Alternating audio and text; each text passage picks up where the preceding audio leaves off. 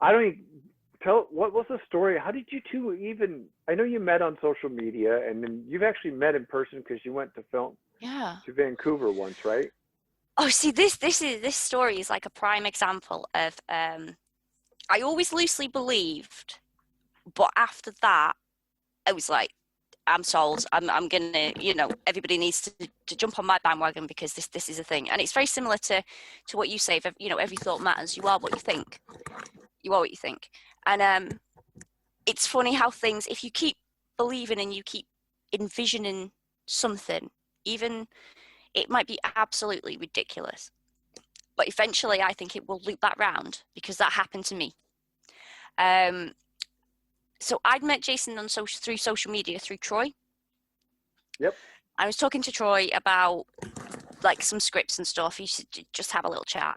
And he said, "Oh, I've got this in room 19 again." He said, "Oh, I've got this weird little script that my husband thinks is all right." And I'd said, by this time I'd sent it to you. And I was like, "Look, Kelly thinks it's all right. So two people telling me that it's not too bad." I was like, it's neo-noir. It's like film noir. I don't know what to do with it. And he went, "Oh, I'll stop you straight away."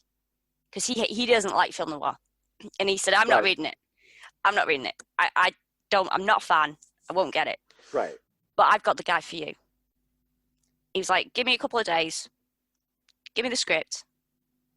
And I'll be back in touch. And the guy that he was talking about was Jason. Right. So Jason read it, and then we ended up on the phone. And it was just like, it was the weirdest thing. It was as if we'd known each other an entire lifetime. You know what I mean? We were just, everything just clicked. And he was saying what he was envisioning before I could describe what I was envisioning. And they were both the same things. No. And we were kind of quoting the same films and the same sort of visuals and actors and everything. And it was just like, oh my good Lord, where have you been? Yeah, but it was the right time at the right place. Exactly. And it turns out he'd been looking for a neo-noir film script for ages. Oh, my goodness. Yep. And then as we got talking more, it turned out that we'd been writing the same things, just slightly differently for years. So he sent me this, he said, I've got this, do you want to read some of my stuff? I was like, yeah, do you want to read some of my stuff? Like two little kids. Right, yeah, right, sure. Yeah. You know what it's like when you find a new friend and you're like, oh, look at this, look at that.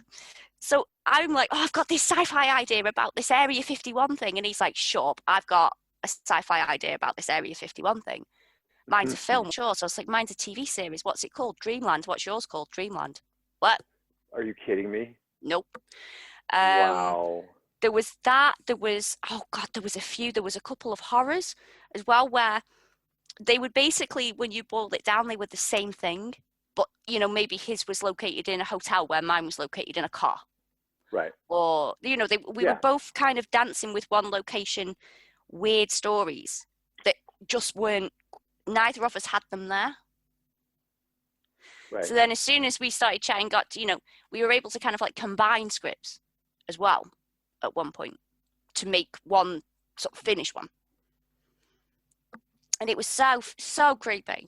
And we had this idea of starting the company, and toying with it. And they were filming the last bit of the Millennium documentary in Vancouver in December. Right. And they said, oh, why don't you come out? It'd be really fun. Right. We can all meet up. We can sort out if we're doing this company or not. So yeah, I've always wanted to go to Vancouver. It's like my spiritual home. I'm so excited. It is. Yep. So by some miracle, my husband manages to find some flight tickets that are just enough that we have. Yep, I remember that. Yep. So we're all set to go. Everything's happening. We're all excited. And then on our way to the airport, we had the worst snowstorm, I think, in Britain's history for the past 20 years. Even though we left 10 hours before we were meant to be at the airport, we could not get out of Birmingham. We got stuck in it was like getting stuck in a down pipe. You couldn't get out. Once you got in, we could not get out. We had people pushing the car. We had Vans, lorries, cars were just spinning around like they were on an ice rink. It was horrendous, and there was no way we were getting there. It was not happening. I was just crying in the car, streets panicking because I'm crying. And so we eventually managed to get out. We thought, what do we do? Just keep driving. Let's just go to the airport. We're too far. Like, if we turn back, it's going to be 5 hours and we're going to have to go back through that again. Let's just keep driving to London. Right. At least we can pull over. So we carried on going. Now, all the way I'd been on the phone with the company for my ticket because we booked it through third party. So there's nothing they could do. We had no cover, nothing. It was basically tough shit. We couldn't have the money back because they hadn't declared that the flights weren't flying. Oh, man. So we were screwed. I even spoke to Air Canada on the phone and they were, there's nothing we can do. All you can do is give up your ticket. If you're 100% not going to be there, the only thing you can do is give up your ticket. And that is just you being a good person so that somebody else can take your seat. Fuck it. Wow. Give up the seat. Right. You know, we're not getting on it. Whatever. So he gets there and I'm crying in floods of tears, dragging my little suitcase over all these people that are marooned in London Airport. Right. Yes. It's like something out of a film. It's horrendous. And my husband walked to the desk and he just went, is there any chance at all that I can buy another ticket to Canada? Right. We missed it. You know, we were stuck in Birmingham. Let me know how much it is and I will see if I can get the money. And the woman just looks at him and went, okay, what flight were you on? So she gives her the details. She just looked at him and went, that's fine. Air Canada have waived all of their transfer fees today. We can get you on a Vancouver flight in 2 hours. Is that okay? What? Tim, that's more than okay. Are you kidding me? And I was like, straight away, boom, I was at the counter like, excuse me, what? How much is this going to cost? And she's going, no, it's absolutely fine. 2 people gave up 2 people aren't going to make it onto the flight we can put you on. And they've given up their seat so you can take it. What? Are you for real? Serendipity. So we got on the plane, managed to get there, finally meet the guys, have an awesome time. And the most random thing to happen out of all of this was that they somehow managed to get me on the X-Files set. I remember you telling me. Right. Yep, I've been a lifelong X-Files fan. Chris Carter was my writing idol when I first started. Right. And so you're talking, I was like 12. You're talking from 12 to then. Mm-hmm. The most random, and I used to always imagine myself on the X-Files set with Chris Carter. I never wanted to be an actor. You know what I'm like. I never want to be an actor. I'm not an in front of the camera person. No, it's not me. I wanted to be there with a clipboard, you know, Nick, Chris Carter just being involved. Right. And oh my God, I was an entire day.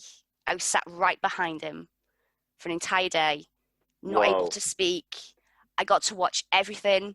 He knew my name. And I was just on cloud 9. How in the hell did this circle happen? Your thoughts? Yeah, because we had such an impossible journey. We should not have made it there. No, and we did make it there. And then to have that we didn't go for that. That's something that Troy, God bless his heart, sorted out for me the day before, and I still didn't believe him. I didn't believe it was happening. I wouldn't have believed him either, personally, and I know Troy, so I didn't believe it was happening until like Jason was like, are you getting ready? Are you coming?